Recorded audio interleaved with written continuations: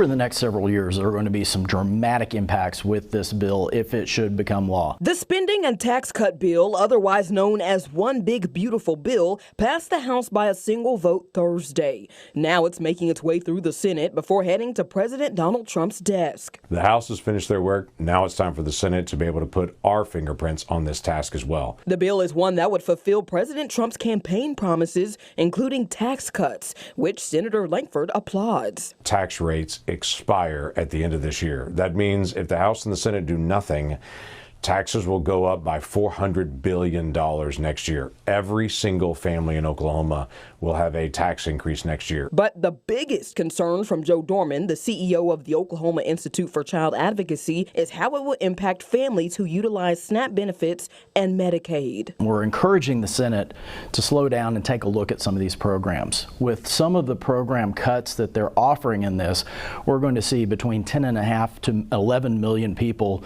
lose SNAP benefits.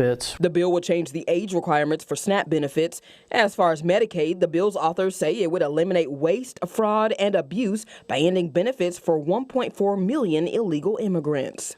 We're all for looking for ways to cut waste, fraud, and abuse, but unfortunately, some of these drastic cuts are going to hurt families that are seriously trying to do the best to make it by. Now, his organization is urging Oklahomans to join in and sign this letter to Congress in a way to oppose the cuts that are essential in Oklahoma. Megan Mosley, KOCO 5 News.